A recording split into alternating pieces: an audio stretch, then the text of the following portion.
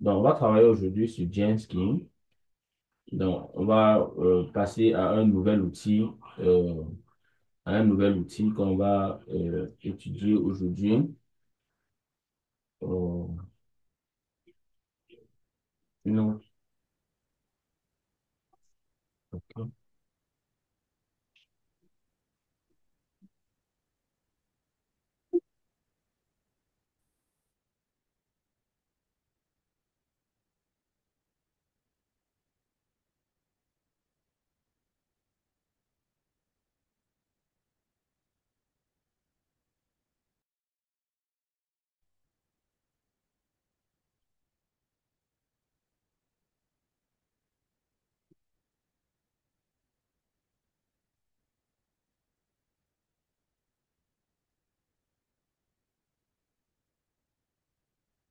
Donc, on va travailler aujourd'hui sur Jenkins et on va dire que Jenkins, on va essayer de voir l'importance de Jenkins, ce à quoi Jenkins nous sert en réalité. Et ce sera un nouvel outil. Donc, jusqu'à ce niveau, nous avons travaillé sur plusieurs outils. On a travaillé comme sur Git, on a travaillé sur AWS et Azure, Docker, qu'on a pris quand même les bases de Docker et autres. Maintenant, on va travailler sur Jenkins. Aujourd'hui, ce qu'on va faire, c'est qu'on va travailler sur l'installation de Jenkins. Chacun va essayer d'installer Jenkins sur sa machine. Le rôle de Jenkins, c'est-à-dire à quoi est-ce que Jenkins nous sert. Donc, premièrement, on a compris que avec Git, par exemple, c'est notre logiciel de versionnage. Ça veut dire qu'on fait du versionnage. Ça, c'est aussi notre logiciel. Ça peut être aussi utilisé comme un élément source pour pouvoir lancer les principes de déploiement, d'accord, et d'intégration, de collaboration avec les utilisateurs. À partir de Amazon, qui est le cloud, on a vu qu'on pouvait aussi faire du déploiement et même faire du déploiement continu, c'est-à-dire qu'à partir des applications qu'on aura créées, lorsqu'on les a push sur GitHub et qu'on a connecté notre GitHub, par exemple, on a connecté notre GitHub à AWS, alors on peut effectivement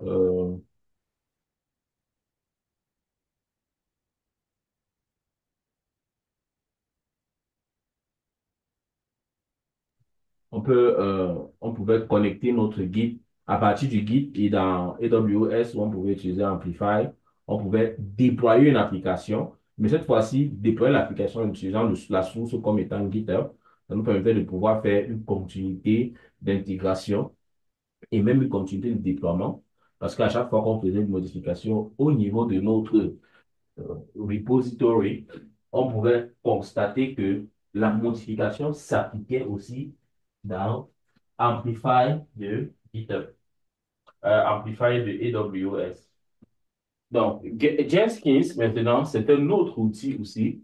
C'est un outil qui sert particulièrement à faire ce qu'on appelle à créer des pipelines. Donc, Jenkins nous sert à créer des pipelines. Donc, c'est quoi un pipeline? Qu'est-ce que vous entendez par pipeline? Hein? Moi, je vois par pipeline un moyen de transport de données et un canal, en fait, un canal. Les autres, qu'est-ce que vous entendez par pipeline?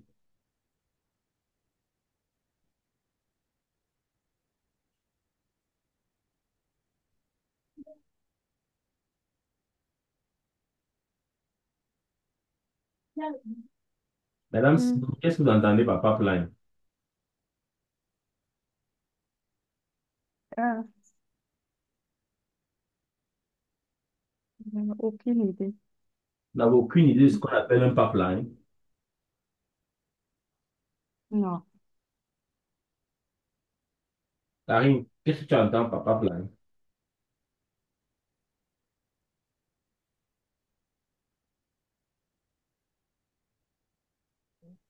Oui, je pense que le pipeline, c'est un moyen pour, un peu comme c'est afin de dire, un moyen de, de transmission, un moyen pour avoir les, pour, je peux dire pour quitter d'un, quand je vois un peu pas plan Cameroun-Tchad, c'est comme une passerelle.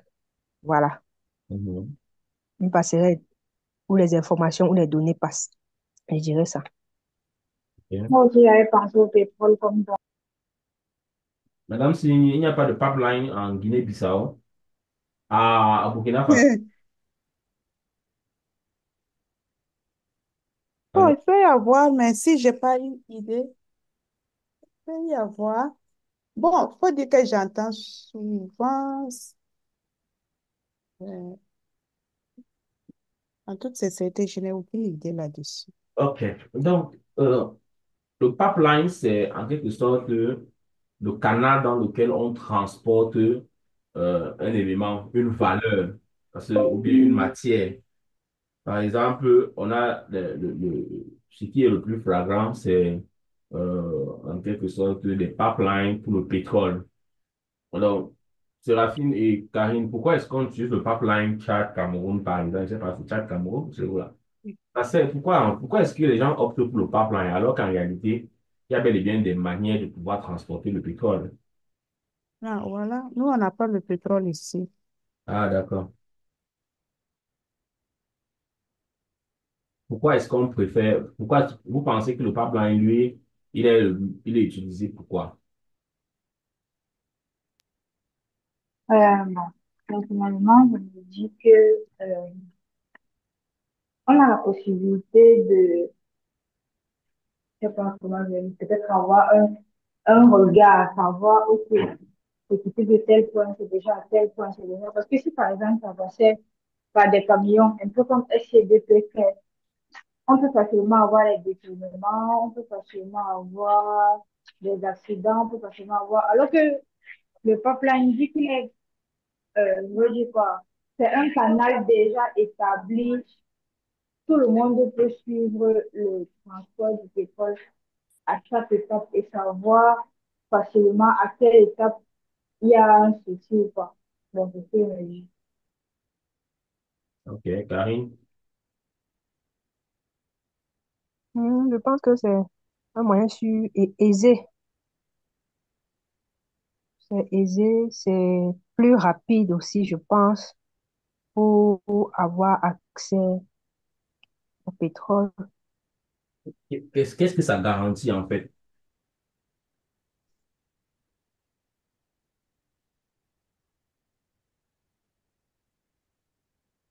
La sécurité? L'approvisionnement au bon moment.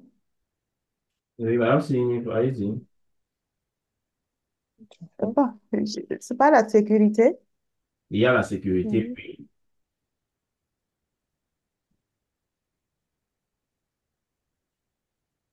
Oui.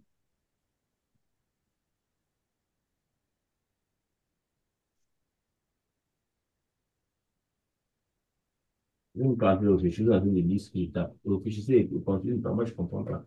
Karine, à part la sécurité qu'elle dit là, qu'est-ce qu'il y a, quel est l'autre atout? C'est-à-dire, pourquoi, à votre avis, le pipeline, euh, Un transport direct, ça va directement à la source. oui, oui, quoi d'autre? Débloquer. L'intégrité. Donc, vous êtes assis sur votre cerveau, débloquer le cerveau. Il y a aussi beaucoup de choses. Attends, Mhm. bon, Allez-y, madame Simon. c'est bon, j'allais ajouter aussi la fiabilité, c'est fiable, quoi. Oui. C'est partant de là, comme vous avez parlé, bon, j'essaie d'imaginer. Oui, la fiabilité aussi, la sécurité, la fiabilité, Oui, la quoi d'autre? Le pipeline, c'est un tuyau, c'est un canal. Pourquoi est-ce que, elle a dit par exemple que si on utilisait les camions, c'est que, par exemple, il y a les vols, les accidents. Les accidents causent quoi? Dans des dommages, des dommages, les dommages, Les oui. pertes, Les pertes, oui. Quoi d'autre? oui. Quel est l'objectif? Un gars qui fournit le pétrole, son objectif, Un manque de temps et de gain. un manque de temps et de gain. Voilà. Or, qu'est-ce que les clients veulent? High first time. Hmm? Il veut la qualité et que tout soit livré en temps et en heure. Oui. La qualité du service. Ouais. Bon, supposons que on va dans la logique du fait qu'il faut se doit livrer en temps. Je dis à un client, bon, voilà, j'ai du pétrole, je vais vous livrer ça dimanche. Dimanche, je livre. Je lui dis, bon, je vais encore livrer dans 2 mois dimanche. Dans 2 mois dimanche, je livre. Je vais vous livrer encore dans 3 mois La crédibilité, la crédibilité. la confiance. Mhm. OK. Il y a la continuité. Le pipeline ne s'arrête pas. C'est-à-dire que le pétrole coule à flot tout le temps. Or, si on prenait avec les citernes, la citerne, le chauffeur peut s'arrêter en route, il dort. On est d'accord? Ce n'est plus continu. Ça veut dire qu'il y aura un moment d'arrêt au niveau de la livraison du produit. Les pipelines permettent donc de transporter un élément, un produit, d'un point A à un point B sans interruption. La seule interruption qu'il peut avoir, c'est uniquement si à la source A, il y a eu arrêt, ou bien à la source B, il y a eu arrêt. Dans le cas contraire, au milieu du pipeline, aucun arrêt ne peut se faire parce que c'est un truc continu. Il y a la continuité, il y a le transport aisé, comme vous avez dit, il y a la sécurité parce que les pipelines sont faits avec des tuyaux quand même d'une haute sécurité. C'est pas facile, par exemple, que ça se brise, que ça se détériore, qu'il y ait des accidents. Non. Le produit aussi est sécurisé parce qu'il n'y aura pas de perte, il n'y aura pas de vol, il n'y aura pas tellement de choses. On est d'accord? Donc, Ah, ok, bon, juste pour oui, le dire général, hein. Ça dit que ce sont des tunnels ou bien c'est comment? Comme vous parlez de tuyaux.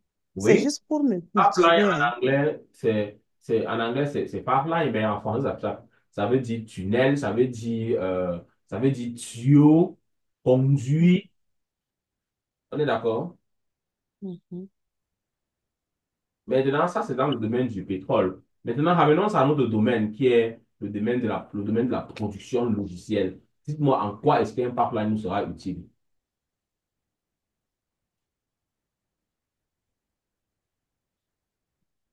Euh, bon, c'est pour transporter des données de Oui. façon euh, continuelle, Mhm. sécurisée, Continue. continue, voilà, Voilà. de façon continue OK. et sécurisée. Fiable. Sécurisé. Et OK.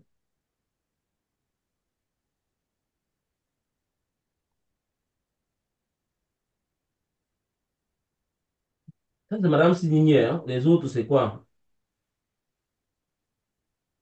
Je sais pas comment je vais dire ça, mais on est sûr que les livrables seront donnés à temps, quoi. Les livrables, c'est quoi? Euh, les livrables, ce sont les différents modules d'une application. Donc, on est sûr que les différents modules seront livrés euh, d'après le planning établi. OK. dans le temps et le délai, Mhm. dans le temps et l'espace. Exactement. Dans le cadre du DevOps maintenant, c'est quoi?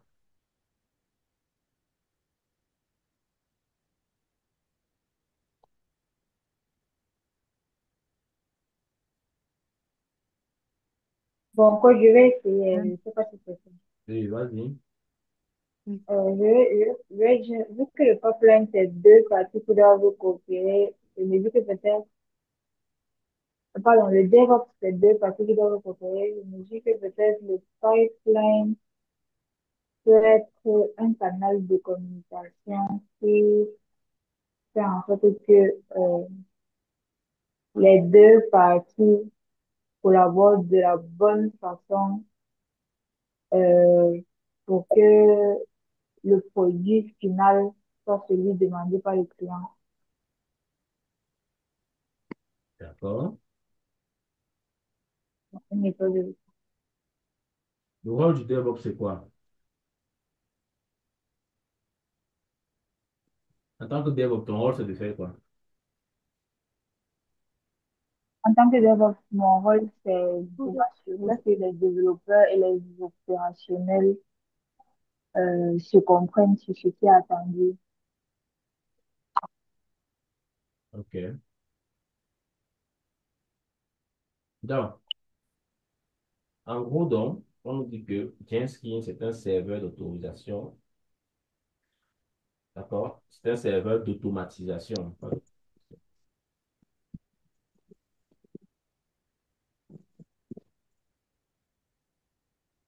Donc, c'est un serveur d'automatisation open source qui nous permet d'utiliser les pipelines dans le DevOps pour l'intégration continue et la livraison continue. Le but du DevOps, c'est de faire quoi? C'est de créer ce qu'on appelle le CI/CD, Continuous Integration. L'intégration, c'est la capacité qu'on a à pouvoir mettre le code dans le pipeline. Et le pipeline commence avec quoi? Au minimum avec GitHub, c'est-à-dire un élément de versionnage, une source de code par exemple. Donc, la continuité de l'intégration, c'est quoi? C'est que lorsque on crée un pipeline, par exemple, on permet en sorte que dans notre équipe de travail, lorsque les développeurs, normalement, les notions de CI/CD, nous tous, on comprend déjà ça, vu qu'on a quand même déjà créé un certain nombre de pipelines, même si ce sont des pipelines courts, on a quand même travaillé dessus. Donc, le Mhm. développeur, lui, pardon, Madame Signy, pardon. Non, non, c'est- continuez. Ouais, vous riez, je veux savoir pourquoi tu ris. Bon, comme vous avez dit qu'on a déjà créé des pipelines, donc c'est ça. Tu n'as pas créé de pipeline. Quand tu as déployé l'application JetShop en utilisant VS Code, GitHub, AWS, Amplify, et que tu Mm. as déployé et que ça a fonctionné, et que chaque fois que tu mettais du nouveau code et que tu déployais, tu cliquais sur déployer et que ça redonnait avec le code, toi, tu appelles ça quoi? Comment tu appelles ça? Personnage. Hein? Tu appelles ça comment? Je n'ai pas suivi. Mm. J'ai dit, c'est bon, les personnages, non. Ok. Il ne veut pas perdre le temps aujourd'hui à venir recommencer à faire. Ok. Donc, si tu ne sais pas ce que c'est que le versionnage, il faut juste relire. D'accord? Il faut juste relire et comprendre ce que c'est. Parce que je dis et je répète, ce n'est pas parce que c'est pas trop avancé, hein. C'est comprendre ce que vous faites. Hein.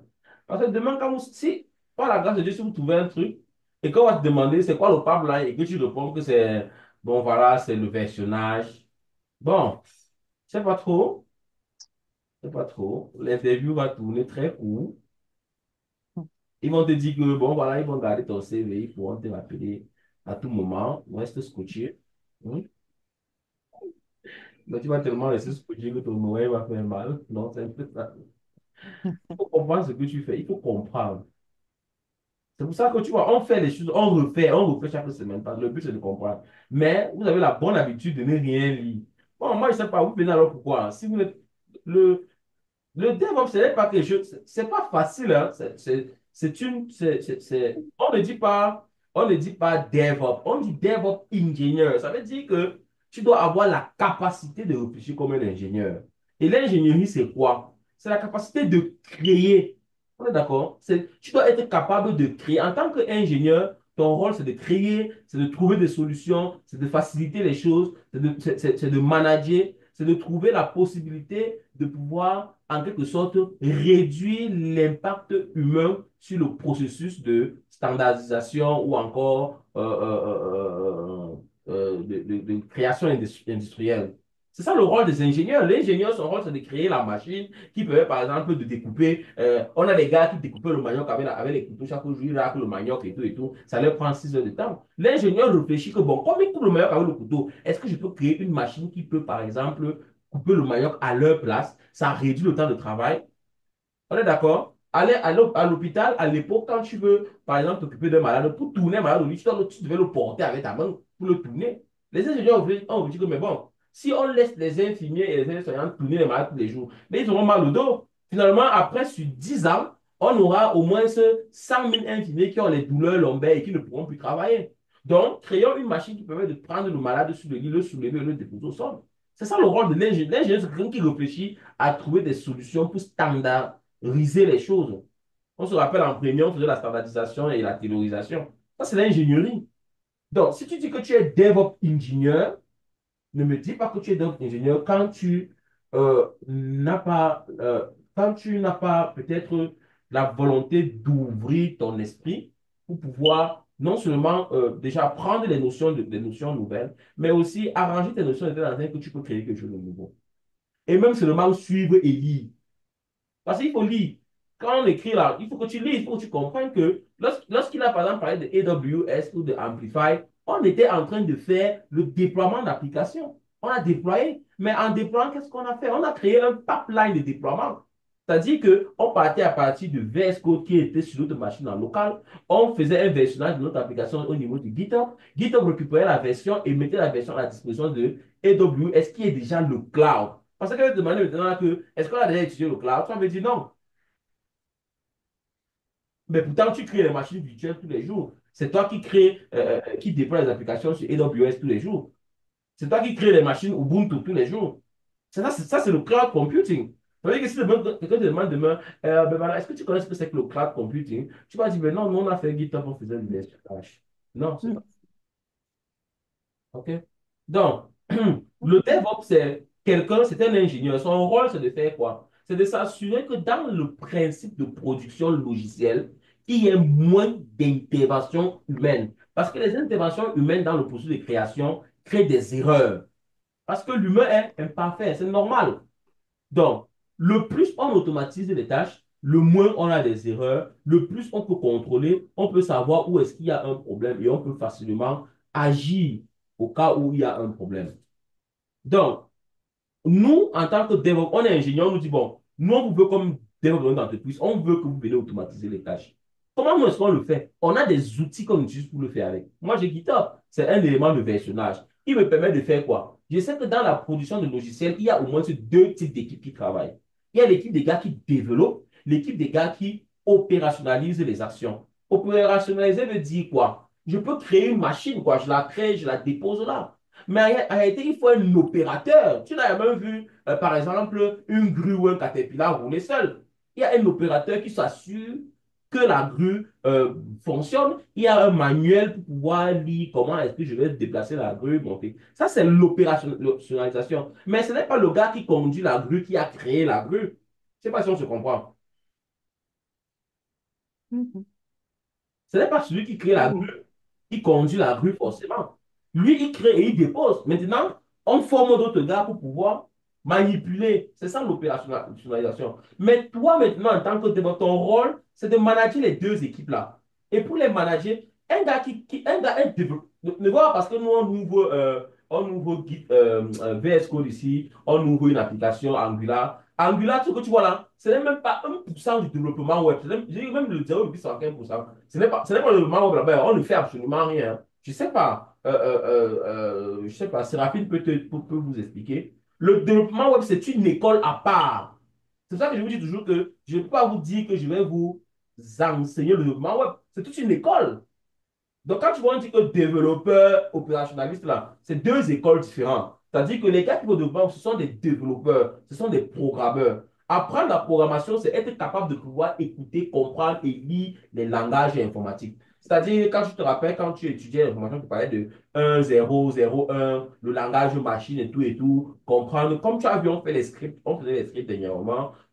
On dit que voilà, tel âge répond ceci. Donc, le développement web, c'est même dans le développement web, il y a les gars qui développent, qui font le développement web, il y a les gars qui font la programmation. C'est deux choses différentes. On va te parler de front-end, on va te parler de back-end. Il y a des gars qui sont spécialisés uniquement dans le back-end, c'est-à-dire la logique de ce qui va être présenté au client. Maintenant, il y a des gars qui opérationnalisent, c'est-à-dire que le rôle de l'opérationnaliste, c'est de faire quoi? C'est de faire fonctionner l'application qu'on lui a donnée. Parce que écrire le code, c'est une chose, faire fonctionner le code, c'est autre chose. Le code que on remet, c'est un peu comme le Caterpillar qu'on a arrangé, là, qu'on a fabriqué. Maintenant, faire en sorte que toi, tu puisses accéder au site Internet. Quand toi, tu passes sur un site Internet, par exemple, ou si tu es sur une application comme WhatsApp, quand tu cliques sur WhatsApp, on te demande mets ton code.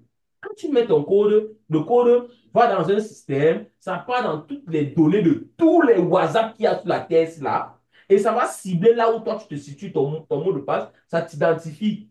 Ça vérifie là où tu es situé.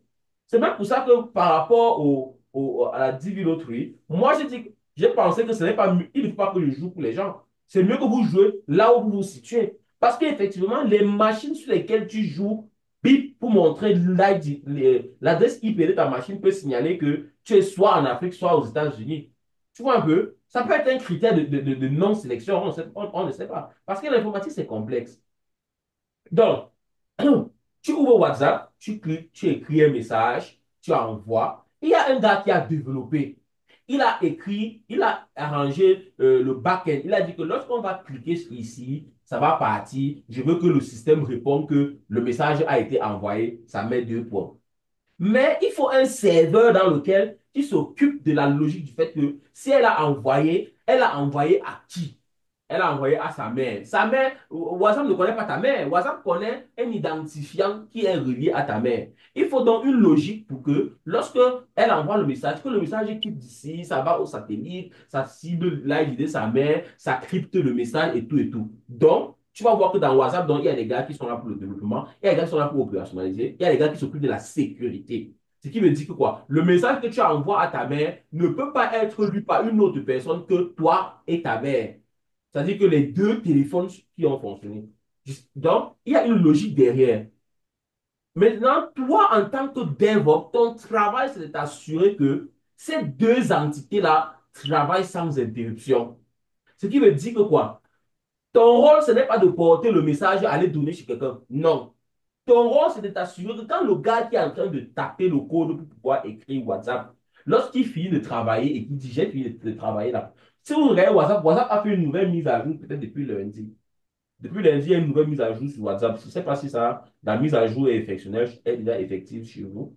Mais maintenant, quand moi je joue mon WhatsApp, maintenant mon WhatsApp business par exemple, je me rends compte que dorénavant, le chat, le call, update, tools est situé en dessous.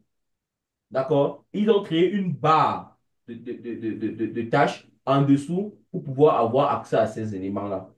Donc, il faut bien comprendre la logique de ce dans quoi, de ce dans quoi vous êtes en train de vous former. Le développeur web, le DevOps, ce n'est pas un développeur web. Un développeur web, c'est un gars qui est à part. Le DevOps, ce n'est pas un opérationnaliste. Même si un gars qui a été développeur web peut devenir aussi DevOps, parce qu'il a aussi pris les cours comme vous, il a appris et étudié les outils de développement. Moi, je te prends un exemple simple pour ne pas trop parler. Les développeurs ont leurs outils de développement. Ils ont VS Code. Par exemple, quand tu utilises VS Code, VS Code, c'est le logiciel de développement le plus trouvé. Il y a PyMachal, il y a les environnements comme pour pouvoir créer les trucs Maven et autres. Il y a Eclipse pour le développement web. C'est-à-dire, Eclipse, comme tu utilises le VS Code, là, Eclipse est plus professionnel. Il y a des logiciels, des environnements de développement qui sont spécifiques aux entreprises. Tu vois ce que j'ai envie de dire? Donc, le développeur web a aussi ses outils. Il a les frameworks, il a les trucs comme Laravel, il a PHP, il a les langages qu'il utilise, il a tellement de trucs qu'il utilise. Ça sont ses outils. Le gars qui fait l'opérationnalisation a aussi ses outils. Il connaît tous les serveurs, il connaît le cloud, il connaît des choses qui lui permettent de pouvoir maintenir ou bien assurer la disponibilité fonctionnelle du logiciel pour les utilisateurs. Maintenant, le DevOps a aussi ses outils. C'est-à-dire que, étant donné que son rôle à lui, c'est de pouvoir assurer le canal entre le développeur et l'opérationnaliste et de s'assurer que l'intégration soit continue, le déploiement soit continu, Intégration et déploiement qui sont deux caractéristiques des deux entités qui sont intégration pour les développeurs, déploiement pour les opérationnalistes. Donc, moi, en tant que développeur, mon rôle, c'est de leur dire, bon, les gars, sache que chaque fois que tu vas libérer le code, ne te soucie pas si le gars qui fait l'opérationnalisation a reçu le code ou pas. J'ai mis sur pied un pipeline qui assure le fait que chaque fois que tu auras release une mise à jour, il va automatiquement recevoir cela. Sans qu'on ait encore à réfléchir de comment est-ce qu'on va monter le code, est-ce qu'on doit faire les manipulations ici, les manipulations là-bas, sans que les humains aient à intervenir. Ça s'appelle un pipeline, un canal de fonctionnement. Maintenant, dans mon pipeline, là, j'ai des outils. C'est-à-dire quoi? Comment est-ce que je vais faire que le code puisse partir du développeur à l'opérationnaliste? Il faut d'abord déjà un élément de stockage. Il faut que le code soit stocké quelque part. Donc, je connais GitHub. Donc, le gars qui a développé, je vais lui dire, bon, quand tu viens de développer, j'ai mis sur pied l'outil GitHub qui te permet de pouvoir mettre le code en ligne. Quand il met le code en ligne, je dis, OK, tu as déposé sur GitHub, le code a été containerisé dans Docker. Ça permet que si dans une entreprise, on travaille avec des gars qui maîtrisent Windows, qui maîtrisent Linux, qui maîtrisent peut-être Mac, donc chacun d'eux a un environnement sur lequel il travaille, qui maîtrise, ça nous permet de pouvoir dire que, bon, avec Docker, par exemple, mes gars qui sont opérationnalistes, quel que soit l'environnement de travail sur lequel ils sont en train de travailler, ils pourront continuer de travailler. Donc, j'ai déjà mis un outil de transport de mon code, de mon application, qui permet d'abord, de rendre mon application plus léger, plus transportable et plus fiable. C'est déjà disponible. Maintenant, je veux que tout ça fonctionne dans un canal bien précis. Donc, je crée Genskin. Genskin, c'est mon outil de pipeline, c'est-à-dire de création du canal dans lequel toutes les données qui sortent du développeur pour arriver à l'opérationnel va passer à l'intérieur, sans qu'il n'y ait d'interférence ou d'arrêt, ni conflit et autres. Mon Jenkins est bien créé. Je sais qu'il y aura une continuité d'intégration. Le code va bel et bien être. Parce que même quand tu vas dans GitHub, n'est-ce pas, quand tu arrives dans AWS, il faut bien que tu configures l'application. Mais AWS le configure, AWS et Amplify ne gèrent qu'une seule application statique. On est d'accord? Mais avec Jenkins, les gars peuvent travailler sur plusieurs branches dans GitHub. Ils peuvent créer des intégrations et des automatisations sur plusieurs branches. Sur plusieurs branches, ça veut dire quoi? Regardons par exemple l'application WhatsApp. On n'a pas que WhatsApp. On a WhatsApp Business, on a WhatsApp Simple, on a WhatsApp Web, on a dans WhatsApp une partie pour la publicité, une partie pour les statuts, une partie, par exemple, pour... ils ont même un nouveau truc qu'ils ont créé. Il y a WhatsApp Media ou Update. Quand vous allez dans WhatsApp, là, si vous regardez au niveau, quand vous ouvrez maintenant la partie où il y a les statuts là, donc vous allez voir qu'en bas des statuts, il y a les chaînes, channels. Donc, tu vois que dans WhatsApp, ils ont plusieurs branches sur lesquelles ils travaillent. Donc, il y a des gars qui travaillent seulement sur les statuts là. Il y a des gars qui travaillent seulement sur les chaînes. Il y a des gars qui travaillent seulement sur WhatsApp Business. Et il y a des gars qui travaillent sur WhatsApp normal. Donc, toutes ces branches-là, on peut créer un pipeline qui prend chaque branche et fait circuler l'information à l'intérieur. Donc, Jenkins est une évolution parce qu'elle permet de pouvoir gérer pour plusieurs entités un pipeline unique. Donc, le gars qui développe, par exemple, la partie pour les statuts, il n'a pas besoin de réfléchir que, bon, j'ai fini de coder. Il faut que je parte chercher le gars qui va s'occuper de l'opérationnalisation. Le mec, il est peut-être en Chine et le gars qui a déployé l'application aux États-Unis. Il dit, bon, on va t'affréter un billet d'avion pour que tu partes en Chine discuter. Ah, non, non, non, peut-être on va aller avec Zoom. Non, c'est déjà les couacs, c'est déjà les camions qui vont faire des accidents en route. Il peut prendre l'avion, il met en route. On a perdu un ingénieur. Il peut décider de converser avec Zoom. Pendant qu'il cause avec Zoom, le Chinois dit, oh, il ne comprend rien. Lui, Américain, il parle en anglais, l'autre ne comprend pas. C'est déjà des barrières, c'est des éléments qui vont ralentir la production. Ça, c'est déjà les accidents, les vols, les détournements. On est d'accord? Ce sont des biais qui vont ralentir la production. Or, sachant que maintenant, je sais que quand je crée un pipeline Genskin, quand le chinois se lève le matin et qu'il a libéré le code en chinois, lorsque l'américain ouvre le code, il a le code en anglais. Je ne sais pas si vous comprenez ce que je viens de dire. Il a ça en anglais. Donc, le pipeline permet de pouvoir faciliter, c'est-à-dire continuité d'intégration, continuité de déploiement. Je ne sais pas si je dois expliquer ça avec un autre langage. Je ne sais pas. Bon, je n'ai pas encore appris le martien. Et je vais me mettre à ça aussi.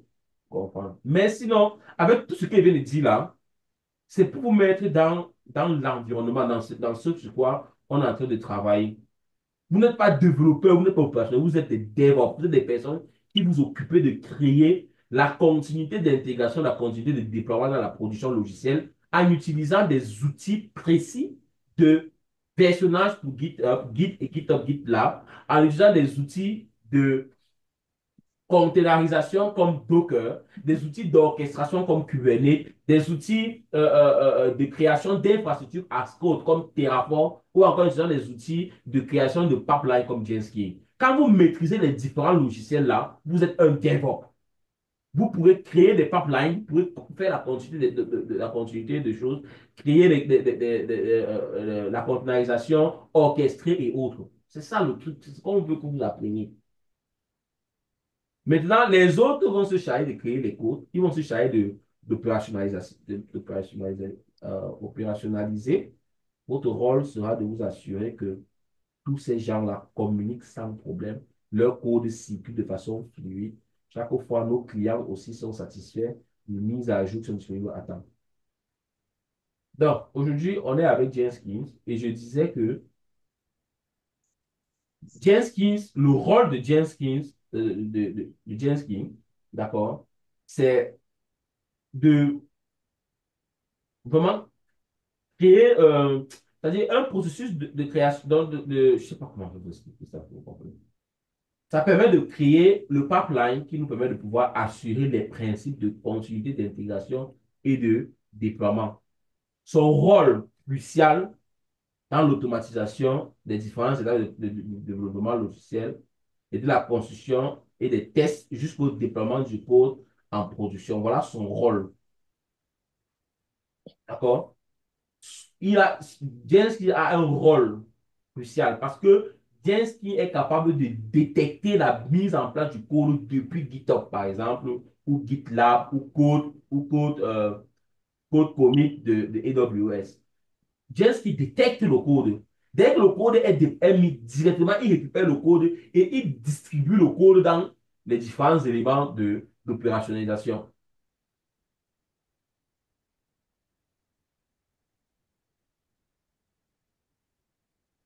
Allô, yo?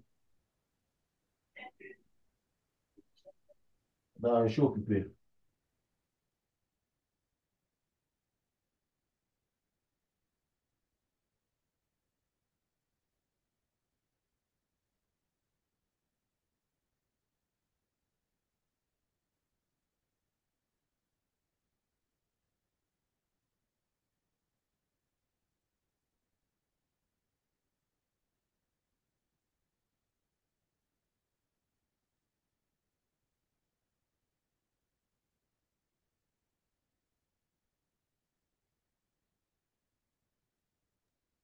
Donc, cet outil nous permet de pouvoir assurer l'intégration continue, la livraison continue, l'automatisation des pipelines. Ce qui permet de définir des pipelines en tant que code en utilisant des fichiers qu'on appelle Jenkins file. OK? Ce qui décrit les étapes du processus de développement. C'est-à-dire qu'on utilise des fichiers dans lesquels on note, un peu comme vous avez vu, on a fait avec, on faisait avec Docker, où on faisait des Docker files. À partir de Docker files, on exécutait des tâches qui permettaient de pouvoir faire fonctionner, créer des conteneurs de façon automatique. Donc, grâce à Jenkins, dans le DevOps, nous, on a la possibilité de rationaliser le développement logiciel. On automatise les tâches. Ça permet d'assurer l'intégration, d'assurer les tests, d'assurer la livraison du code de façon plus rapide et de façon plus fiable. Parce que je sais que tant que j'ai un pipeline, mon pétrole va continuer de couler à flot. Mon pétrole n'aura pas d'interférence ou d'arrêt. J'aurai la continuité dans ma production. Donc, ça permet donc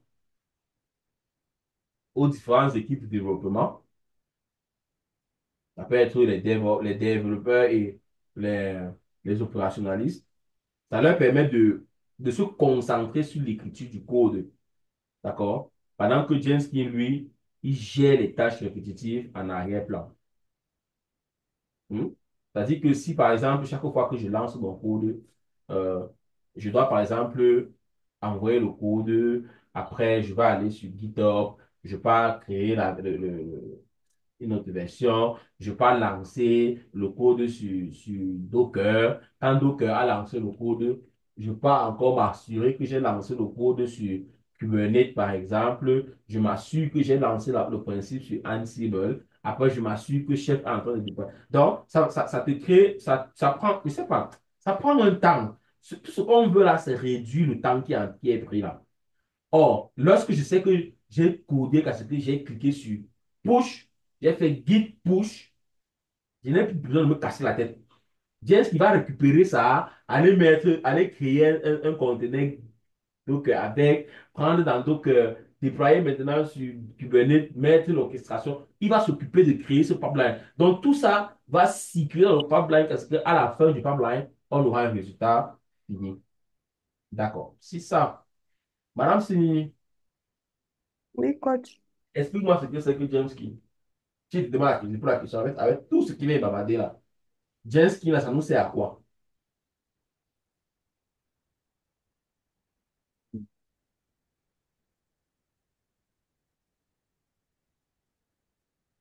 L'outil James Key dans le déploiement qu'on est en train de faire dans notre DevOps là, l'outil là, ça nous sert à quoi?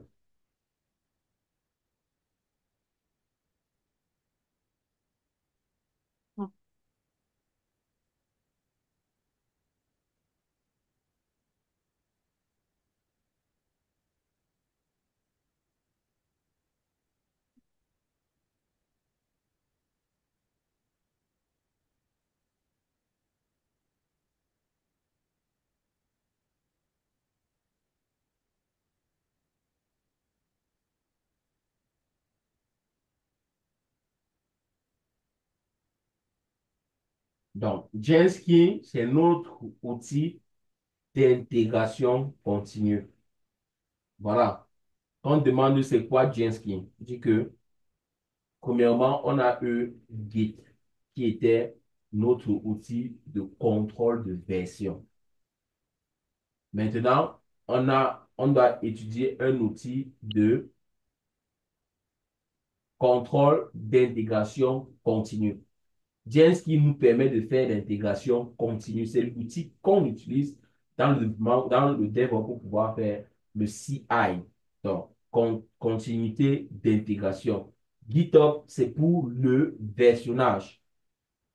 Docker, c'est pour la containerisation, pendant que Kubernetes, c'est pour l'orchestration. Terraform, c'est pour créer l'infrastructure as code, IaaS. On est d'accord? Donc, Je suis en train de noter. Vous allez vite, vite, Mhm. coach. On est... C'est c'est trop Ouais. rapide. le premier outil qu'on a travaillé dessus, Donc, c'est j'étais en train de noter pour Jensen d'abord. Il a dit que c'est un outil d'intégration continue. mhm.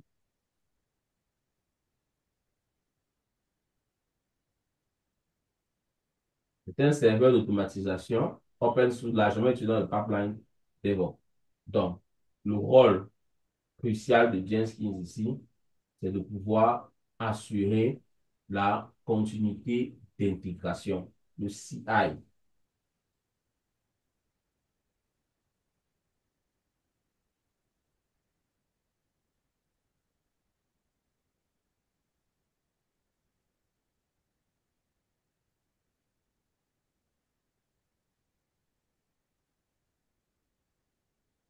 Et on a très bien vu ça dans les modules précédents. D'accord? On a compris que l'intégration continue, ce n'est rien d'autre que le processus qui nous permet de convertir notre code source en un processus de compilation afin qu'il génère des artefacts.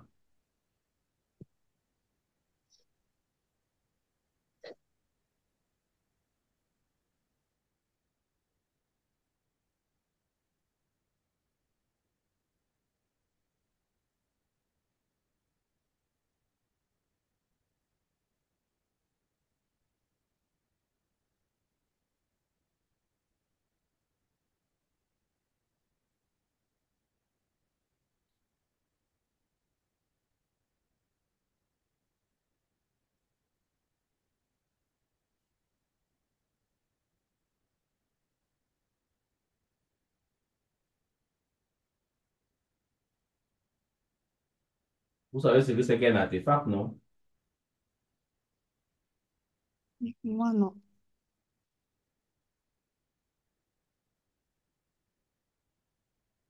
Non. Quand par exemple je fais ngbuild et que j'obtiens le fichier dist, d'accord?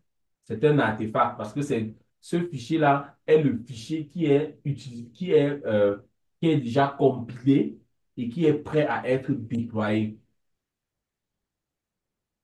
On est d'accord?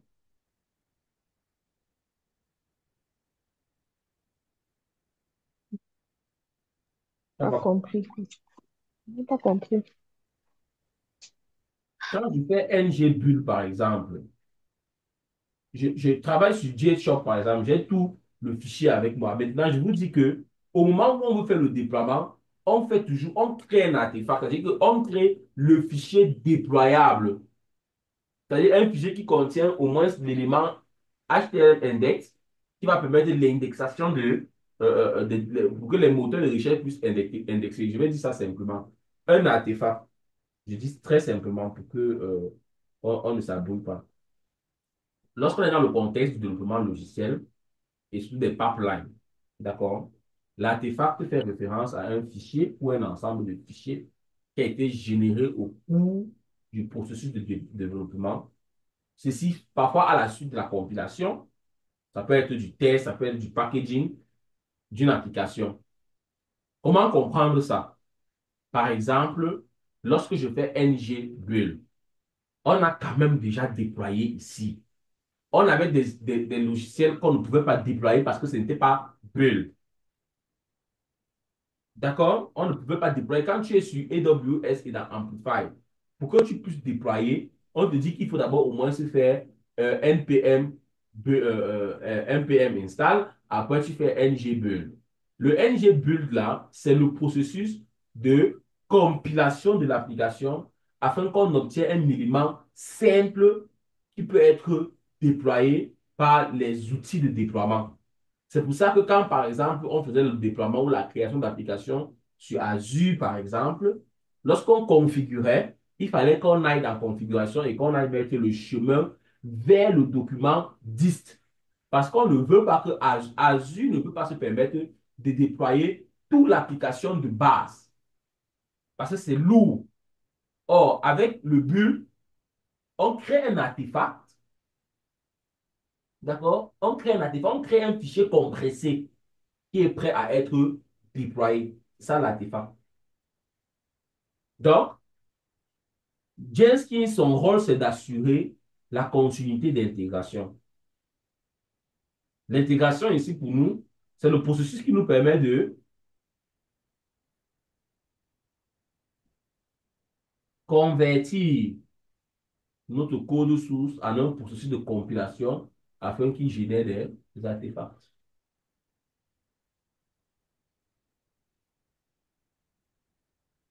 Vous pouvez reprendre, s'il vous plaît, l'intégration. Pardon? J'ai dit, vous pouvez juste reprendre au niveau de l'intégration. Là, vous dites que ça nous permet. C'est l'intégration continue. L'intégration continue, c'est un processus de conversion du code source en un processus de compilation qui génère des artefacts. Ça veut dire que quoi? Quand je dis que j'ai intégré, quand je dis que j'ai fait de l'intégration, ça veut dire quoi? Ça veut dire que premièrement, j'ai pris j'ai pris mon fichier, je l'ai build. Build. Le build là, quand tu fais build, ça veut dire que tu es en train de compresser l'application. Après, tu le pousses. On est d'accord? Tu le pousses, c'est-à-dire que tu pousses le document compressé au niveau de GitHub. C'est un ensemble de processus, non? GitHub aussi maintenant va créer un référentiel, un repository, où il va stocker les éléments. GitHub ne stocke pas tout. C'est pour ça que tu vas voir que lorsque tu fais un git push, Git ne récupère absolument pas tout ce qui est node module, par exemple.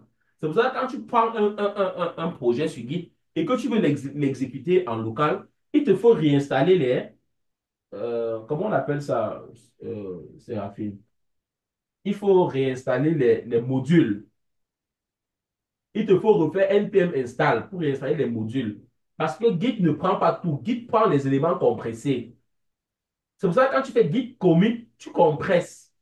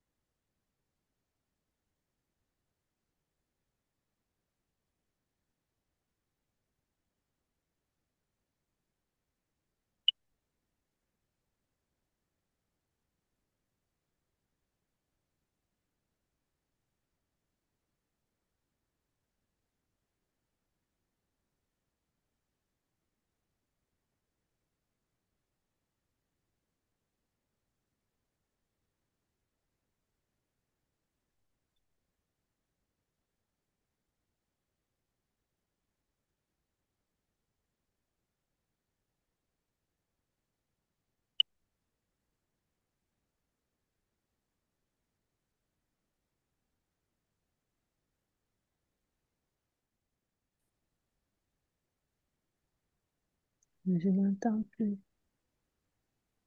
Pas. Même moi, je ne peux. Entendre quoi? Je ne sais pas. Ah. Non, vous n'avez pas parlé depuis. Ah, mais donc pour vous, il faut que pareil. Alors pour la raison,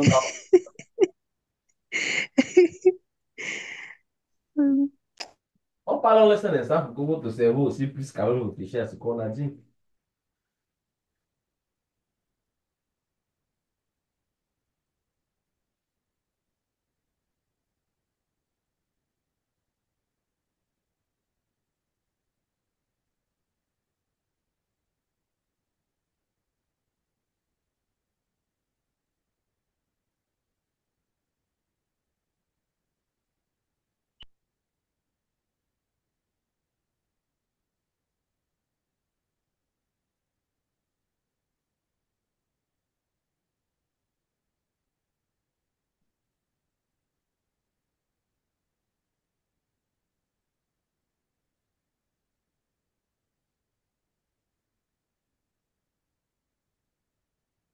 OK?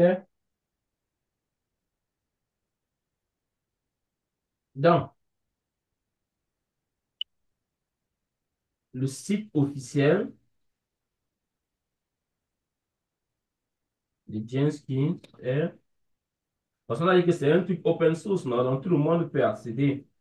Donc pour aller sur le site, vous allez faire Jenkins. Pourquoi j'écris toujours Jenkins avec S? C'est Jenkins, Jenkins, de CCI.org. Oui.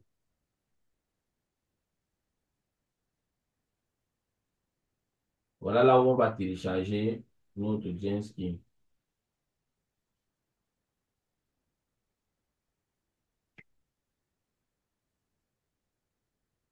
Donc, copiez ça et mettez dans votre, le mettez dans le chat.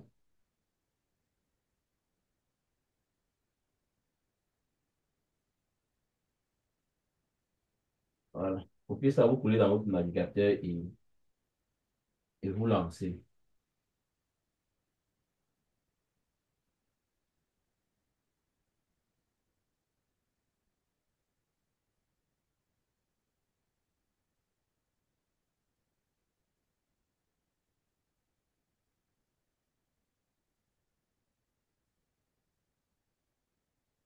Donc, on va mettre ça dans notre chat ici.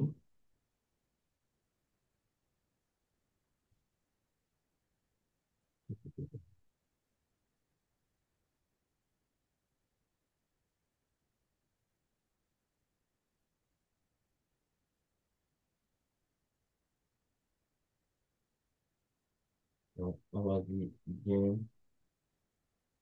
bien, ou, le reste, c'est i.org. Voilà. Vous voyez mon écran?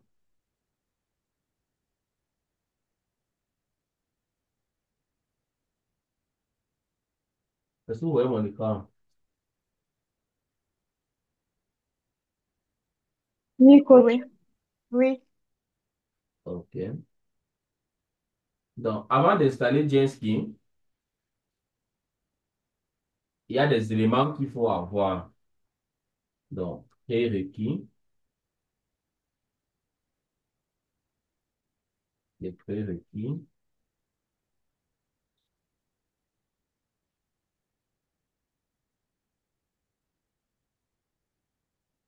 Il faut avoir Java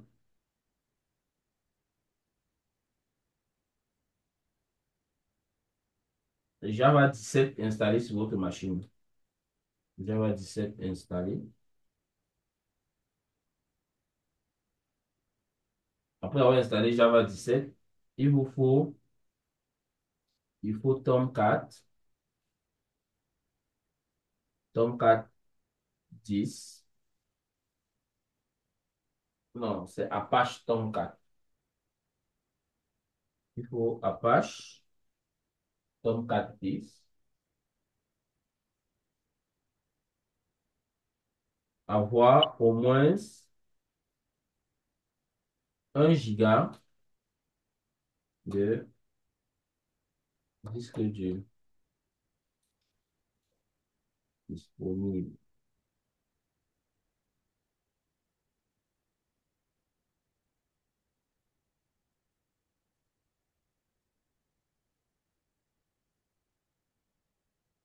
Savoir que Jenkins,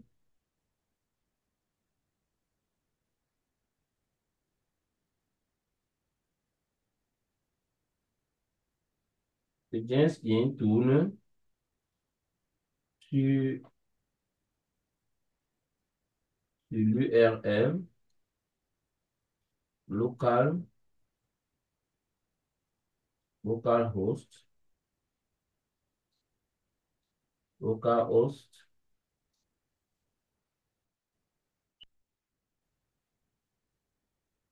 80, 80. Donc, il utilise le port. Ah, vous ne voyez même pas mon écran.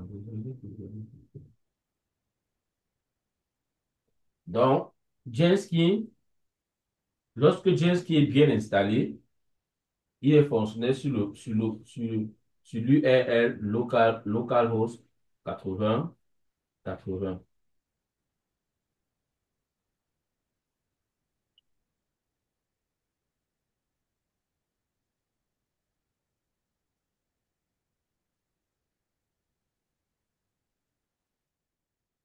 Par exemple, je vais vous montrer.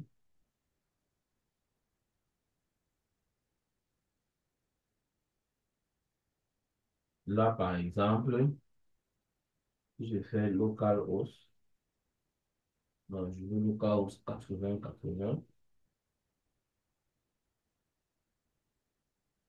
80, 80. Je valide ça. Très bien. Là, j'ai mon Jenkins fonctionnel. Vous allez voir que je suis bel et bien connecté sur mon Jenkins. Et là, j'ai un pipeline fonctionnel ici. D'accord? Donc, c'est là.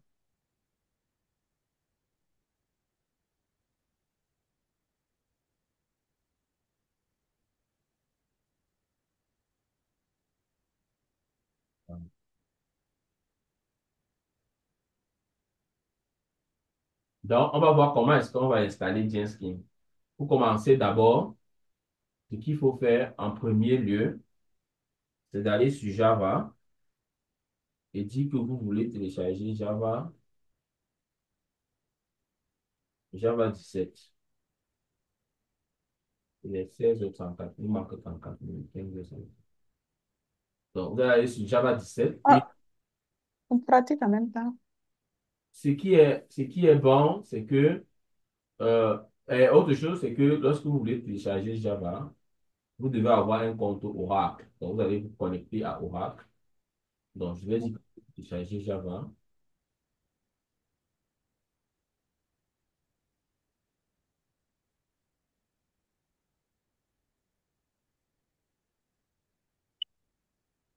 Donc, pour télécharger Java, il faut aller sur Oracle.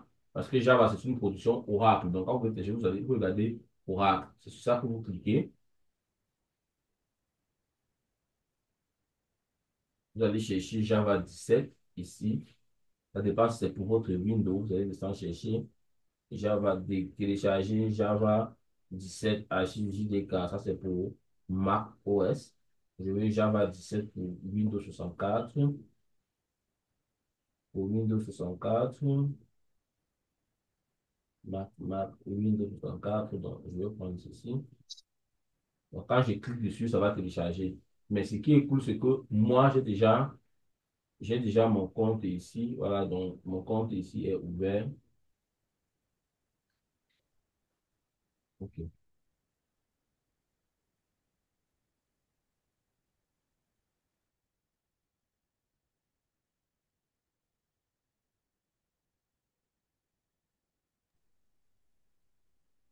Donc, premièrement, il faut installer Java, Java 17, parce que c'est la version qui est maintenant supportée. Donc, vous allez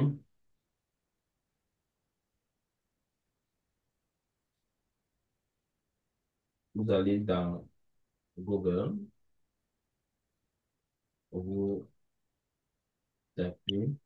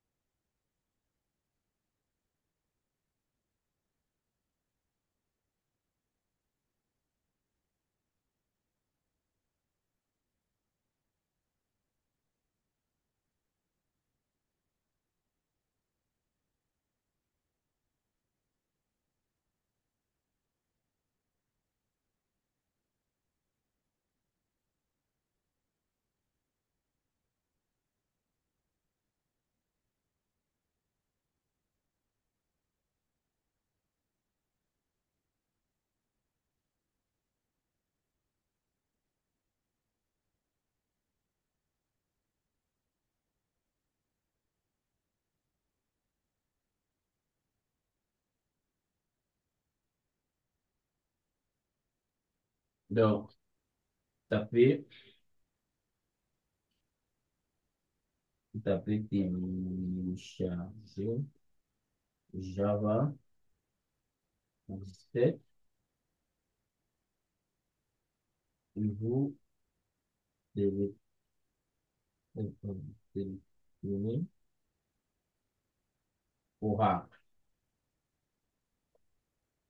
Dans Oracle, vous créez votre compte et vous téléchargez la version pour Windows. La version pour Windows. Donc, on va essayer pour Java là, vous allez voir. Mon partage donne sur quoi? Je crois que je vais donner sur ça. Qu'est-ce que vous voyez dans mon partage? Vous êtes sur Oracle. D'accord, On merci. peut maintenant télécharger le livre. Donc, ici, je télécharge Oracle. Euh, donc, j'ai téléchargé mon Java ici. Voici ça. Ça vient en fichier zip. Donc, je vais aller dans, je vais aller dans téléchargement. Donc, ici, je vais trouver mon téléchargement. Voici le JDA. Java, le JDK, d'accord, de Java, voici ça. Donc, ce que je vais faire ici, c'est que je vais dézipper ça. Donc, je vais extraire vers quelque chose. Donc, je vais extraire vers ce PC et je vais aller dans blablabla, disque C. Et dans disque C, je vais aller blablabla, dans disque C, je peux aller dans programme. Non, allons dans programme si. D'accord. Dans programme, si je vais extraire ça là-bas. Extraire veut dire que j'envoie ça dans le programme. Ça va quitter ça va se dézipper, ça va aller dans le programme. Donc, je ferme ça. Tant que j'ai déjà fait et que j'ai fermé comme ça, c'est bon. Je vais télécharger aussi Genskin. Bon, je vous montre comment faire pour Genskin. Donc, pour télécharger Genskin, je vais aller sur, je vais aller sur Jenkins. Voilà ça. Jenskinsci.org. Ça va donner ceci. Et je vais aller là sur Download. Donc, je vais aller sur télécharger. Et je vais dire que je veux télécharger Genskin, disons, la version 2.4623 ou la version 2.479. Ça dépend de vous. D'accord? Et je vais chercher ça pour Windows. Donc, tu viens sur Windows et tu choisis pour Windows. Tu cliques dessus. Le téléchargement va se lancer. Voici si je clique là. Le téléchargement va se lancer. Voilà ça qui se lance. Comme vous voyez là, ça fait télécharger. OK? OK? Et ici, on me signale bien que, Oui, coach. on me dit que par défaut, Jenskin run at sur localhost 8080. Ça, c'est ça, c'est l'URL sur lequel Jenskin va fonctionner lorsqu'on installe correctement. Donc, maintenant, je vais aller sur Tomcat. Je vais télécharger Tomcat aussi. Donc, ici, je vais dire Tomcat. Apache Tomcat, c'est un serveur. Donc, Tomcat, je vais regarder. Voici Tomcat, je vais chercher ça. L'installation pour Windows. Donc, je vais cliquer ici sur Windows. Et sur Windows, je vais chercher une version. Introduction, setup. Voici setup ici. OK. Ça, c'est fini. Je vais faire Windows.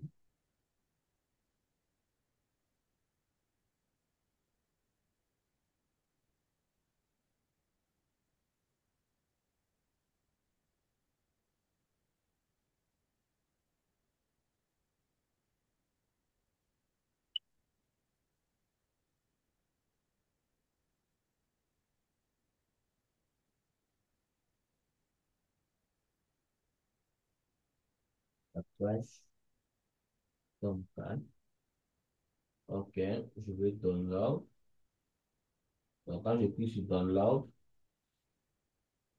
là, je vais chercher la version que je veux. Donc, ici, j'ai la version quoi ici. J'ai Windows 64 ici, donc je vais cliquer sur ça. Vous voyez que le téléchargement s'est lancé ici. Voilà ça, Apache. Ça vient aussi comme fichier zip. On est d'accord? Ça vient aussi comme un fichier zip. Et donc, je vais aller dans téléchargement. Voici ça. Voici Apache. Je vais ouvrir ça. Et je vais aussi l'extraire vers le disque C de mon ordinateur.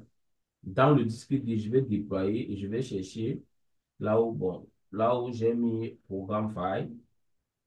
Donc, j'ai programme ici. Donc, je vais aussi le, je vais aussi l'extraire là-bas.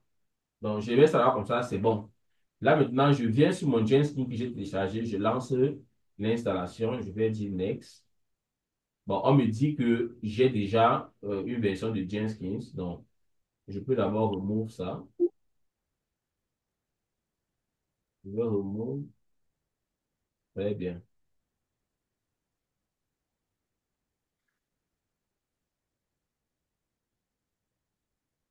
Donc, là, je vais dire que je veux d'abord, je vais installer. On me dit setup, je clique sur setup. Donc, quand vous allez installer, vous allez double-cliquer sur Jenkins pour lancer. Quand tu lances, tu cliques sur Next. Donc, ça fait cette partie, tu fais sur Next encore.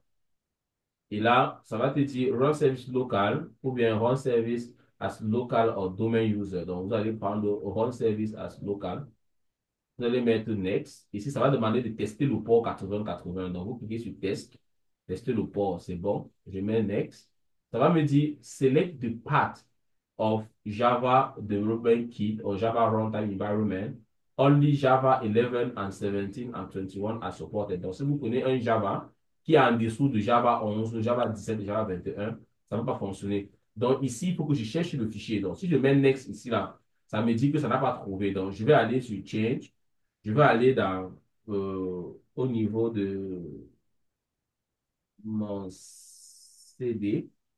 Donc, moi, je veux la version 17. La version ce que j'ai ici, celle-ci, c'est la version 17, bel et bien. Bien, bien. OK. Là, c'est programme fait JDK 17. Bon, bon moi, je sais que j'avais mis ça dans disque local. Dans disque local, j'étais allé à programme, pas programme file, programme ici. Donc, quand j'ouvre là, voici mon JDF, mon JDK là, je sélectionne ça et je valide, je mets suivant. Ça me dit dans le requirement content, this feature require 89 mégabits on your hard disk. Donc, j'ai 80 mégabits, donc je mets suivant et je clique sur installer.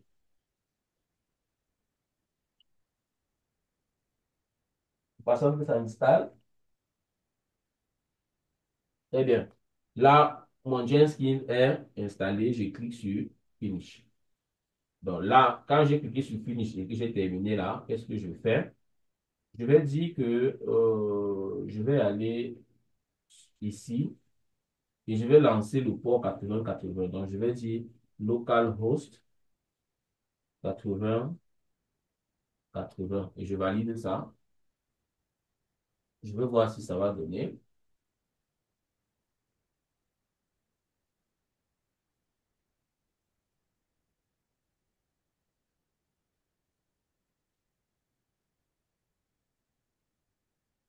Très bien. Vous voyez donc que le Jenkins est fonctionnel. On est d'accord? Jenkins est fonctionnel. Mais je vais l'ouvrir sur ici. Donc, je vais lancer mon 8080 ici. Où est Jenkins là?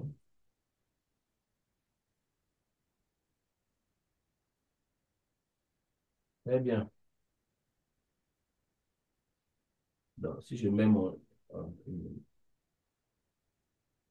si je mets ici 80-80, local 80-80, justement, ça doit. Très bien. Donc, moi, je me suis à connecter. Ça dérange un peu. Je vais vous montrer comment vous allez vous connecter. Ça va, chez vous, ça va un peu déranger, ça va un peu bugger parce que ça va vous demander de vous connecter. J'essaie un peu que je me connecte ici. Local host 200, 80, 80, 80. Je valide ça. Ici, ça va me demander de me connecter. Bon, moi, je vais mettre Nosby 2007. Et ici, je vais mettre mon mot de passe.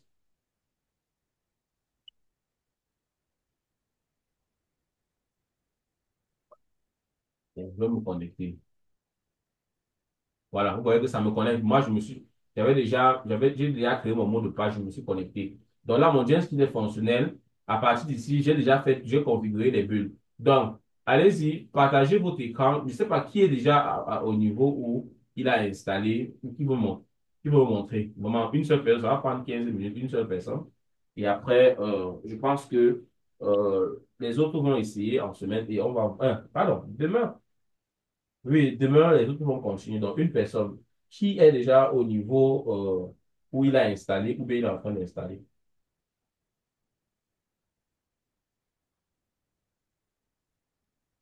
Connexion est lente. Moi, j'installe seulement encore Oracle. OK, Karine, sa connexion est lente. Thérapie, toi, tu as quel Bon, niveau?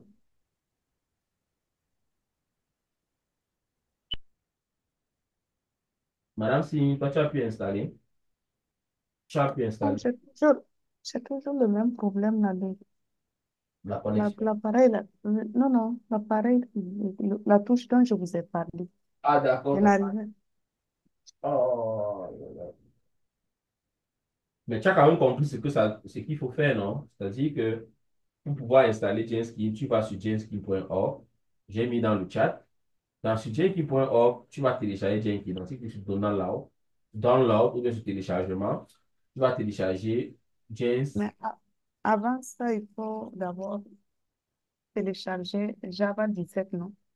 Oui, oui, mais tu peux télécharger sur Jenkins qui avant, ça sera dans ton ordinateur. D'accord? Et tu vas aller télécharger dans Java. Sur Java, quand tu vas vouloir télécharger sur Oracle, il te faudra avoir un compte Oracle. Donc, tu vas créer ton compte comme tu as créé sur GitHub, sur WhatsApp, sur Facebook. Tu vas créer ton compte Oracle. Tu vas télécharger Java, prends la version 17, parce que c'est la meilleure version pour le moment, c'est celle qui est le plus supportée. Tu installes. Tu n'as rien à installer sur Java. Java, le JDK, c'est un fichier compilé. Donc, tu vas récupérer le fichier là, tu vas simplement mettre au niveau de poste de travail, tu vas dans ton disque local. Dans le disque local, tu vas aller dans Programme. Tu vas aller dans Programme.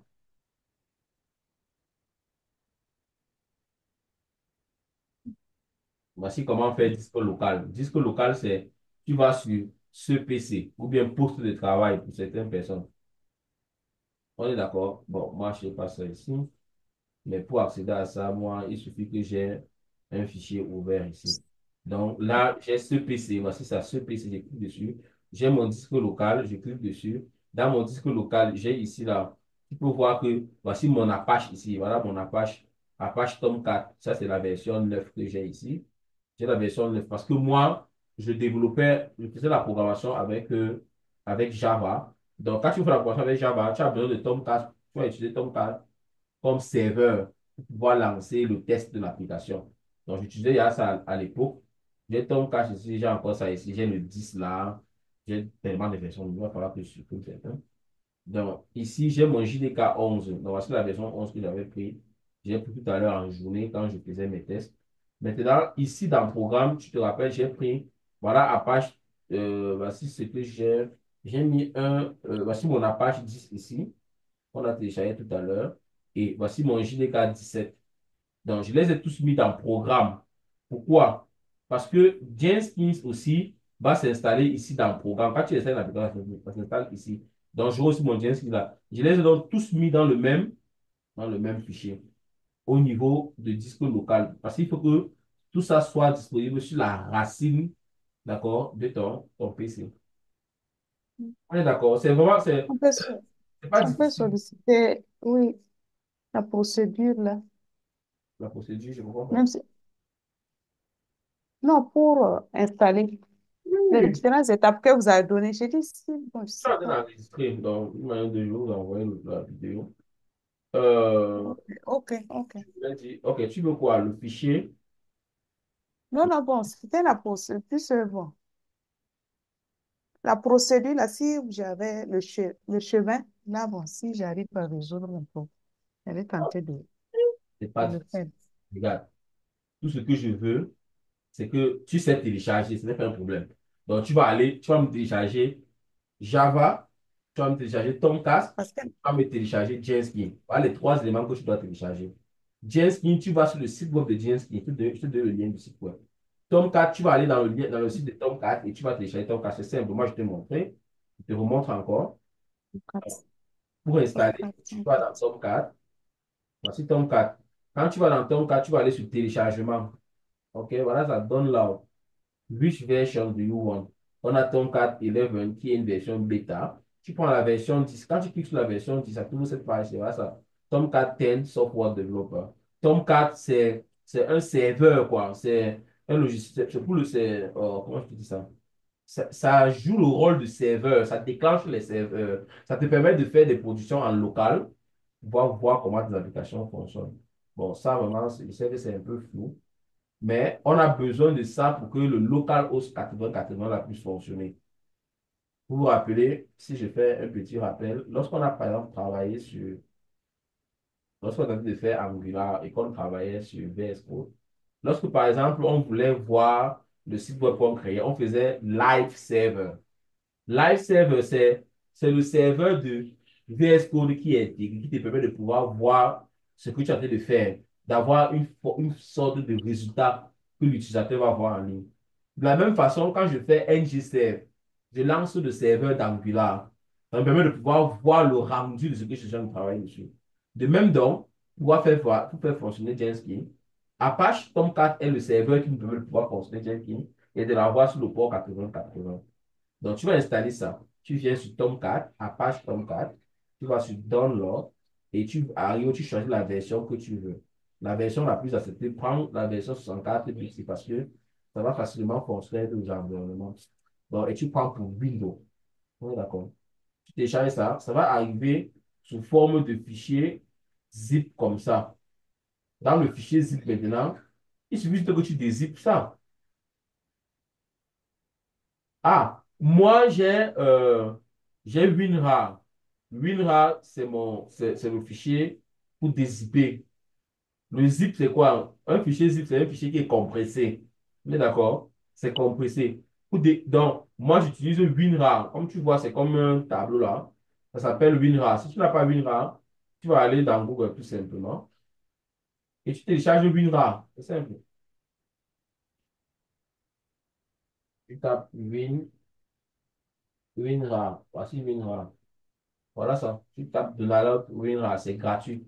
Tu télécharges, tu installes ta machine, donc ça va te permettre de pouvoir dézipper. Donc, dézipper, ça veut dire quoi? Dézipper, ça veut dire enlever ça ici. Le fichier ici. Si tu n'as pas WinRAR, si tu réussis à ouvrir comme ça et que tu le prends, tu descends comme ça, d'accord?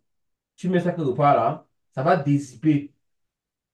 D'accord? Ça va enlever ça, ça va prendre le fichier et le dossier ici là, mettre là où tu veux, la destination que tu veux. Mais moi, avec WinRAR, arrête. Annulé. Annule-moi ça. Avec WinRAR, je peux extraire vers.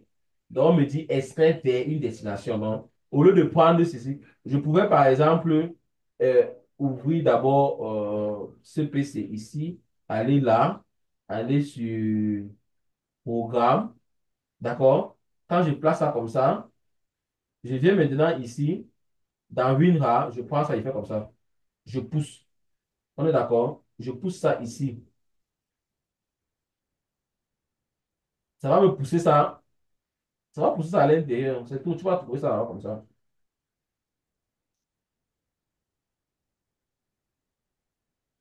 Donc, WinRAR, extrait. Ça va vite, hein, coach. Aïe, aïe, aïe. Mhm. Ah, bon. Ah, si, Ça va vite. tout ce que vous dites là, c'est des trucs simples. Donc, quand vous téléchargez même, Ah, ouais. attendez, quand on télécharge le logiciel, Ça attends. va. C'est plusieurs choses à la fois là. C'est ça qui fait que Ouais. OK, suivez seulement ce que j'ai demandé de faire avec, voici ça ici là. Il faut Java 17 installer. Java, quand il dit installer, ce n'est pas que tu vas installer, il faut seulement le package dans ta machine. Mais le package là va être placé à la racine de ton ordinateur. Mhm. Allô, yo? Tu es encore là-bas? Oh, ok, j'arrive dans 15 minutes. Hein? Non, mais tu m'as dit tout à l'heure, comme tu disais que je ne viens pas, que tu devais venir. Ok, j'arrive. Oui, je viens là. Ah, tout à l'heure. Donc, bon, demain, on va faire ça ensemble. On est d'accord, on va faire ça ensemble. Je vais vous montrer. Chacun va faire on va faire progressivement. Chacun va aller step by step jusqu'à ce qu'on puisse installer. Mais ce que je veux qu'on retienne ici, c'est que aujourd'hui, on a parlé de Jenkins. Jenkins, c'est notre logiciel d'intégration. Il nous fait ceci. Il a su cette partie-ci, l'intégration. On est d'accord? Donc, à partir de lui, on va créer des pipelines qui nous permettent de pouvoir récupérer les codes. Comme par exemple ici, si je vous montre, voilà où j'ai ouvert mon Jenkins là, ici. Donc, ici, tu vas voir que j'ai GitShop ici, là. D'accord? Ça, c'est GitShop. Si je clique ici sur GitHub, tu vas voir que ça va aller, voici mon G-Shop, voilà, ça c'est dans mon GitHub ici, là. Voilà, ça nos c'est, ça te montre tout ça. Ça veut dire que Jenskin a été capable d'aller dans mon GitHub et récupérer le code G-Shop là, le mettre ici à la disposition. Là maintenant, si je relis mon Jenskin ici avec un élément de déploiement, comme peut-être AWS et autres, ça va déployer simplement. Chaque fois que je vais ajouter, Jenskin va aller récupérer, mettre et déployer.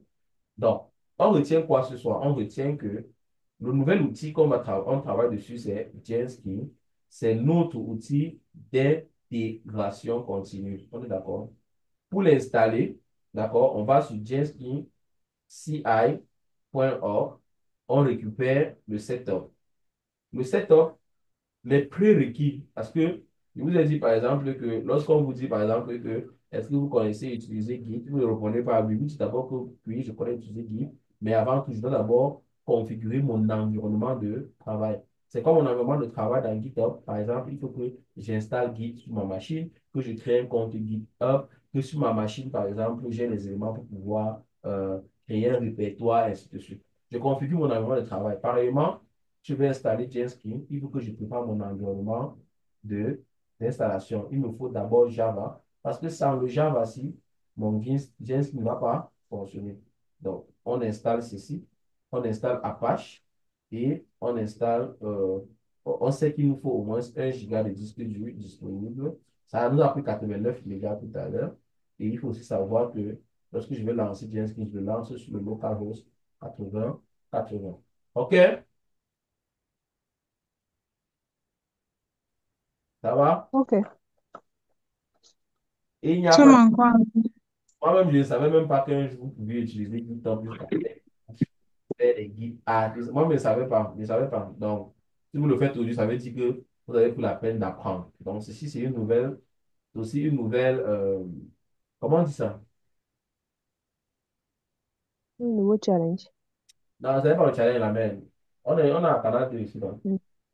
C'est c'est une Toi, nouvelle tu n'avais pas. C'est un nouvel outil, d'accord? C'est une nouvelle information, voilà. Ce sont des nouvelles données dont notre cerveau va prendre un temps pour intégrer. On est d'accord? Ne soyons pas frustrés si on ne comprend rien. On découvre encore. OK? Ga- Vous avez encore le genre de problème de en tout cas là. Ça veut dire que vous n'avez pas encore compris qu'il vous faut le temps pour comprendre. Non, Il faut lire. OK. non, c'est parce que c'est rapide. Vous êtes Ah, fou. alors, tu crois que ce Et que dans le puis, quand gouvernement c'est va plusieurs informations à la fois, donc, les filles, sincèrement. vous, Vous voyez, non? vous Mon donnez week-end, plusieurs informations à la fois. on m'a déjà appelé au moins 5 fois. Mon week-end, il faut m'asseoir tout le temps. Il fait 4 heures de temps avec vous, les amis. Ça vous fait avoir le sommeil. Je vous envoie le fichier là. Hmm? Pardon? Je vous envoie le fichier ici là. Vous récupérez. D'accord. Vous pouvez lire. Ok. Moi, j'avais déjà fait capture. Vraiment, on ne faisons plus 4 heures de temps. C'est trop. Mm.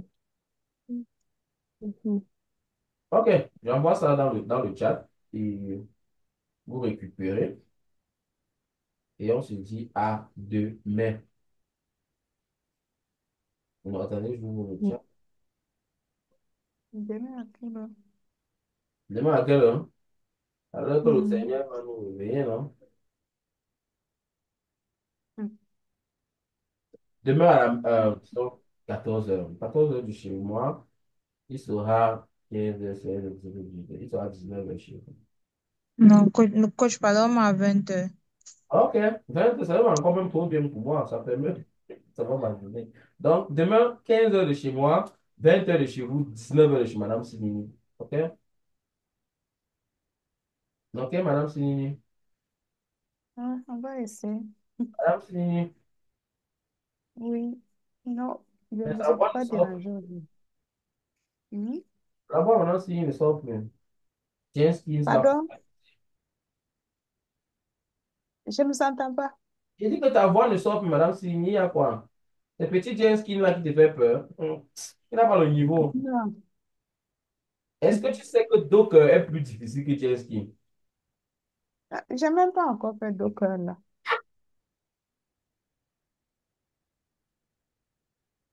Que t'avais que t'allais dire ça. La fois, ah, eh, Oui, ok. Madame Sini va avec ok, Madame Sini, Mais demain, c'est pas vrai. Le chat n'est pas venu, hein. il vient Tout d'avoir. récemment. Vérifie, tu vas voir.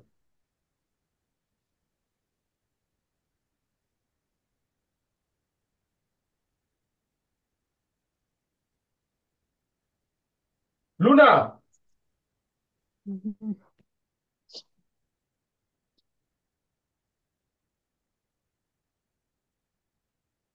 vous avez vu Mhm. dans le chat récupéré, pardon. Je vais partir. Et maintenant, quand on finit, on va faire aussi les recherches. Allez aussi sur JSP pour essayer de voir aussi, quoi. Je sais pas. Allez sur Google, tapez JSP, renseignez-vous. Je sais pas, regardez des vidéos, voyez des trucs, comment ça se fait. Là, ça ne sera plus trop nouveau, quoi. Vous avez récupéré le fichier. Voilà, si tu as récupéré le fichier dans le chat. En train de tourner, ça ne finit pas. Non, si quelqu'un a déjà pris, il pourra se partager sa parole. Sinon, je... Quand tu cliques sur le fichier, tu Ça... récupères. Pardon? Sur le fichier, tu récupères. N'attends pas que les autres récupèrent pour toi, pardon. Non, j'ai dit c'est en train, j'ai cliqué, mais c'est en train de tourner, c'est de télécharger, quoi. D'accord. C'est là, j'ai... Oui, j'ai déjà même commencé à envoyer, mais c'est pas encore fini. Ok. Oh.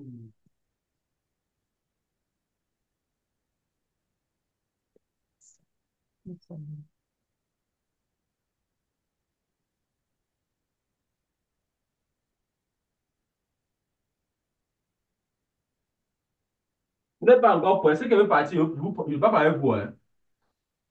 Va t'habiller, vite, non. Va t'habiller. Va t'habiller. Ne peux plus attendre. Maman appelle les gens. Allez vite. Allez, allez, fais comme si tu sois arrivé. Ok, chez moi, c'est bon. C'est Ok. bon. Chez moi aussi. Bon. Bonne soirée alors. À demain. D'accord, Ok, coach. merci. Bonne Merci. soirée à tous. Faut pas avoir peur. Jenski, c'est un Merci. petit Et voyage. à Bonne toutes. soirée à vous tous. Il ne peut pas nous Mm. dépasser. Ok. Oh, c'est bien. Je suis bientôt prête. Oui, c'est bon. Ah, demain, ton frère est tout prêt aussi. Hein? Mhm.